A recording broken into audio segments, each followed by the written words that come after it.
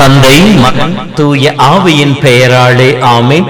மூவொரு கடவுளுடைய அருளும் ஆசீரும் பாதுகாப்பும் வழி நடத்துதலும் உங்களோடு இருப்பதாக. இயேசுவில் என் அன்பு சொந்தங்களே, பொதுக்காலம் முதல் வாரம் செவ்வாய்க்கிழமை இறை வார்த்தை பகிர்விலே இறைவன் உங்களை ஆசீர்வதிக்க உங்களை வாழ்த்துகிறேன், உங்களுக்காக ஜெபிக்கின்றேன். ஆண்டவர் கொடுத்த இந்த நாள் உங்கள் உள்ளத்திற்கும் இல்லத்திற்கும் அருள் மிகுந்த நாளாயிருக்க உங்களை வாழ்த்துகின்றேன். அன்பு சொந்தங்களே, என் ஜெபம் கேட்கப்பட வேண்டும். இது நம் ஒவ்வொருடைய வேண்டுதலாக, நம்முடைய விருப்பமாக இருக்கின்றது. என் ஜெபம் கேட்க மாட்டீரோ, என் கண்ணீரை காண மாட்டீரோ, என் குரல் கேட்க மாட்டீரோ, எனக்கு பதில் தர மாட்டீரோ. ஒவ்வொருவருமே ஆண்டவரை நோக்கி மன்றாடுகின்ற வரிகளாக இந்த வரிகள் அமைந்திருக்கின்றன. ஆனால் திருப்பாடல் 145:18 படிக்கிற பொழுது, தம்மை நோக்கி மன்றாடும் யாவருக்கும், உண்மையாகவே தம்மை நோக்கி மன்றாடும் யாவருக்கும் ஆண்டவர் அருகில் இருக்கின்றார் என்று சொல்லப்படுகின்றது. எபேசியர் புத்தகம் 3:20-21 நாம் ஜெபிப்பதற்கும் நினைப்பதற்கும் மேலாக ஆசீர்வதி பொழிகின்ற கடவுள் என்று சொல்லப்படுகின்றது. 1 யோவான் 5:14 படிக்கின்ற பொழுது, நீங்கள் கேட்பது கடவுளை திருவுளத்திற்கு ஏற்றதாக இருந்தால் நீங்கள் கேட்பதை பெற்றுக்கொள்வீர்கள் என்று சொல்லப்படுகின்றது. 5:15 நீங்கள் எதை கேட்டாலும் பெற்றுக்கொள்வீர்கள் என்பது உங்களுடைய உறுதி, நம்பிக்கை என்று யோவான் வெளிப்படுத்தி காட்டியிருக்கின்றார். இயேசுவே சொல்லி இருக்கின்றார், கேளுங்கள் உங்களுக்கு கொடுக்கப்படும், அமுக்கி குலுங்கி சரிந்து விழும்படி உங்கள் மடிகளை கொட்டுவார்கள் என்று சொல்லி இயேசு வாக்குத்தத்தம் கொண்டிருக்கின்றார். அப்படி என்றால் நம் ஜெபம் கடவுளால் ஏற்றுக்கொள்ளப்படும். நம் ஜெபம் ஒருபோதும் வீணாகாது என்பதுதான் சீராக் புத்தகத்திலே 2:10 படிக்கின்ற பொழுது சீராக் ஆசிரியர் இவ்வாறு நமக்கு சொல்லுகின்றார், ஆண்டவரிடம் பற்றுறுதி கொண்டிருப்போருள் ஏமாற்றம் அடைந்தவர் யாராவது இருக்கின்றாரா? அவருக்கு அஞ்சி நடந்தோருள் கைவிடப்பட்டவர் யாராவது இருக்கின்றார்களா? அவரை நோக்கி மன்றாடியவர்கள் புறக்கணிக்கப்பட்டவர்கள் யாராவது இருக்கின்றார்களா? ஆண்டவர் நோக்கி நாம் ஜெபிக்கின்ற பொழுது நம் ஜெபம் ஒருபோதும் வீண் போகாது, ஒருபோதும் புறக்கணிக்கப்படாது. அப்படி என்றால் என் ஜெபம் கேட்கப்பட நான் எதை செய்ய வேண்டும்? எப்படிப்பட்டதாக ஜெபம் அமைய வேண்டும்? நம்பிக்கையோடு இந்த ஜெபமாக இருக்க வேண்டும், தளர்வுதாத ஜெபமாக இருக்க வேண்டும், இடைவிடாமல் ஆண்டவரை பற்றிக் கொள்கிற ஜெபமாக இருக்க வேண்டும். இப்படி பல்வேறு வழிமுறைகளை நாம் கற்றுக்கொண்டிருந்தாலும் இன்றைய முதல் வாசகத்திலே அன்னாள் வழியாக ஒரு சில வழிமுறைகளை தாய் திருச்சபையானது இறை வார்த்தையோடு நமக்கு சொல்லிக் கொடுக்க ஆசைப்படுகின்றது. ஒன்றாவதாக பார்க்கின்ற பொழுது, ஆலய முற்றத்திலே அமர்ந்து ஜெபித்தார் என்று சொல்லப்படுகின்றது. ஆலய முற்றத்திலே ஆண்டவரை தேடி வந்து ஜெபிக்கின்ற பிள்ளைகளாக இருக்க வேண்டும். ஜெபிப்பதற்கு ஆண்டவருடைய திருவடியை தேடி வந்து மன்றாடுபவர்களாக இருக்க வேண்டும். 1 அரசர்கள் புத்தகம் 8:38 படிக்கின்ற பொழுது சாலமோன் ஆண்டவர் நோக்கி இவ்வாறு ஜெபிப்பதாக இருக்கும், உன் மக்களாக இஸ்ரவேல் யாராவது மனம் நொந்து இக்கோவிலை நோக்கி தன் கரங்களை உயர்த்தி செய்யும் எல்லா வேண்டுதல்களும் விண்ணப்பங்களையும் நீர் செவிசாய்ப்பீர் என்று சொல்லி ஆலய முற்றத்திலே ஆண்டவரை தேடி வந்து அவருடைய பாதத்திலே அமர்ந்து ஜெபிப்பவர்களாக இருக்க வேண்டும். இரண்டாவதாக அழுது புலம்பி ஜெபித்தார். தன்னுடைய வாழ்க்கையின் எல்லா நிலைகளையும் அறிந்து உணர்ந்து ஆண்டவரை நோக்கி கண்ணீரோடு ஜெபிப்பவர்களாக இருக்க வேண்டும். இப்படி கண்ணீரோடு ஜெபிக்கின்ற பொழுது இறைமையா புத்தகத்திலே இறைவன் சொல்லுவார் அல்லவா, அழாதே, அழுகை நிறுத்து, உன் கண்ணீரை நான் மகிழ்ச்சியாக மாற்றிப்போடும் என்று சொன்ன கடவுள் நம் கண்ணீரை காண்கின்ற தேவனாக இருக்கின்றார்.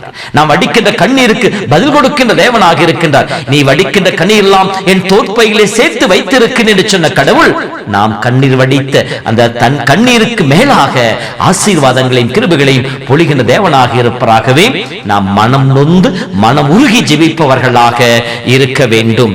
மூன்றாவதாக பொருத்தனை செய்து ஜெபித்தாள். ஆண்டவனுக்கு மன்றாடுகின்ற பொழுது, நீ எனக்கு ஒரு குழந்தை கொடுத்தான் என்று சொல்லவில்லை, நீ உனக்கு ஒரு ஆண் குழந்தை கொடுப்பீர், அந்த ஆண் குழந்தை நான் உனக்கே அர்ப்பணிப்பேன். நான் கடவுளுடன் ஜெபிக்கின்ற பொழுது எனக்கு இதை கொடுத்தா அதிலிருந்து அல்ல, அதை முழுவதுமாக நான் உனக்கு அர்ப்பணிப்பேன் என்று சொல்லி கடவுளோடு பொருத்தனை செய்து கொண்டு ஜெபிப்பவராக இருந்தார். பொருத்தனை செய்து ஜெபிக்கின்ற பொழுது நம் ஜெபம் ஏற்றுக்கொள்ளப்படுவதாக இருக்கின்றது. நான்காவதாக தொடர்ந்து ஜெபித்துக் கொண்டே இருந்தார். இடைவிடாமல் ஜெபியுங்கள் என்று சொன்ன இதை வார்த்தை கேட்டார் போல தொடர்ந்து தன்னுடைய வேண்டுதல்களை மன்றாட்டுக்களை ஆண்டவர் கரங்களை ஒப்புக் கொடுத்துக் கொண்டிருந்தால் யாக்கோபு சொல்லுவாரலாம், நீ என்னை ஆசீர்வதிக்காமல் உன்னை போக விட மாட்டேன் சொன்னதை போல இவர் தொடர்ந்து ஜெபித்துக் கொண்டே ஆண்டோடைய திருவடியை தட்டிக்கொண்டே இருப்பவராக இருந்தார். ஐந்தாவதாக தன்னை சூழ்ந்து இருக்கிற சூழ்நிலைகளை பார்த்தல்ல, தன் கண்களை ஆண்டவர் மீது மட்டும் பதிய வைத்திருந்தார். அங்கே ஏலி அமர்ந்திருந்தார். அவர் இவரை பற்றி இவரை தவறாக நினைத்துக் கொண்டிருந்தார். எதை பற்றியும் கவலைப்படவில்லை. நான் ஆண்டவரை தேடி வந்திருக்கின்றேன், ஆண்டவர் கரங்களை ஒப்பு கொடுப்பேன் என்று சொல்லி நம்முடைய முழு கவனத்தையும் முழு உள்ளத்தோடு முழு ஆற்றோடு ஆண்டவரை மட்டும் தரிசிக்கின்ற பொழுது நம் ஜெபம் ஏற்றுக்கொள்ளப்பட்டதாக மாறும் என்பதற்கான நமக்கு வழிகாட்டுகின்றார். ஆறாவதாக குருவோடு இணைந்து ஜெபிக்கின்றார். அங்கே குரு அவளை வந்து கேட்கின்ற பொழுது தன் மனக்குமுறலை குருவிடம் கொட்டி குருவுடைய வழியாக ஆண்டோடைய ஆசிரியம் அருளையும் வேண்டுகின்றார். குருவோடு இணைந்து ஜெபிக்கின்ற பொழுது அந்த ஜெபம் வல்லமையுள்ளதாக மாறும் என்று சொல்லப்படுகின்றது. ஏழாவதாக உள்ளத்தை திறந்து ஜெபித்தார். ஏலியிடம் சொல்கின்ற பொழுது என் உள்ளத்தை ஆண்டவரிடம் கொட்டிக் கொண்டு இருக்கிறேன், உதடுகள் மட்டும் அசைவது அல்ல, என்னுடைய சிந்தனையில் எழுகின்ற வேண்டுதல்கள் என்னுடைய ஏக்க பெருமூச்சுகள் அல்ல, மாறாக என் உள்ளத்தில் எழுகின்ற வேண்டுதல் அதுவே உண்மையான வேண்டுதலாக ஆண்டவர் புகுந்த வேண்டுதலாக இருக்கும். ஆகவே நம் உள்ளத்தை உடைத்து முழு உள்ளத்தோடு ஆண்டவருக்கு ஜெபிக்கின்ற பொழுது நம் ஜெபம் கேட்கப்படும். எட்டாவதாக நம்பிக்கையோடு இருந்தார். குருவானவர் சொல்லுகின்றார், நீ மீண்டும் ஆலயத்துக்கு வருகின்ற பொழுது மகனோடு தான் வருவாய், கடவுள் உன்னை நினைவு கூர்ந்தார், உன் ஜெபத்திற்கு பதில் கொடுக்க சொல்லுகின்ற பொழுது அன்னாள் நம்பினாள். எனவேதான் உடனே போய் அவர் உணவு உண்டார். அன்று முதல் அவருடைய முகம் வாடி இருக்கவில்லை. ஆண்டவரை தேடி வந்து ஆண்டவரை பாத்திரம் உள்ளத்தை திறந்து கொட்டி குருவோடு இணைந்து குருவின் வார்த்தை கீழ்ப்படி நாம் ஜெபிக்க ஆரம்பிக்கின்ற பொழுது நமக்கு நம்பிக்கை வேண்டும், என் ஜெபம் ஏற்றுக்கொள்ளப்பட்டது, என் ஜெபம் ஆண்டு ஆசீர்வதிக்கப்பட்டது என்று சொல்லி நாம் நம் வாழ்விலே நம்முடைய நிலையிலே மாற்றத்தை நாம் வெளிப்படுத்துகின்ற பொழுது கடவுள் நம் ஜெபத்தை நினைவு கூறுவார். ஆகவே அன்பு சொந்தங்களே, ஆண்டவர் நமக்கு துணை புரிபவராக இருக்கின்றார், ஆண்டவர் நம் மன்றாட்டை கேட்பவராக இருக்கின்றார். ஆனால் அந்த மன்றாட்டு கடவுளுக்கு வந்ததாக இருக்க, கடவுளுக்கு ஏற்புடையதாக இருக்க, கடவுளிடமிருந்து பெற்றுக்கொள்ள நம்மை தகுதிகளாக மாற்ற அன்னால் சொல்லிக் கொடுக்கின்ற வழிமுறைகளை பின்பற்றுவோம். இறை ஆசீர் பெற்ற மக்களாய் ஆண்டவருடன் ஜெபித்து மன்றாடி ஒவ்வொன்றை பெற்றுக் கொண்ட மக்களாய் இறைவனோடு இறை புகழ் பாடுவோம். ஆண்டவர் உங்களோடு இருப்பாராக.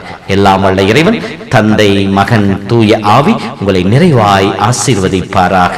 ஆமேன். மறவாமல் நினைத்தீரையா,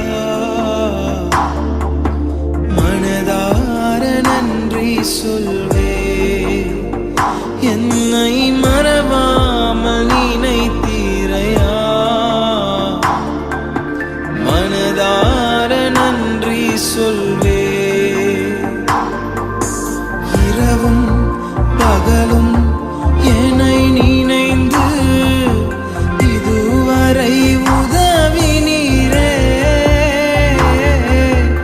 இரவும் பகலும் என்னை நினைந்து இதுவரை நடத்தினீரே. நன்றி நன்றி ஐயா, கோடி கோடி நன்றி ஐயா, நன்றி நன்றி ஐயா, கோடி கோடி நன்றி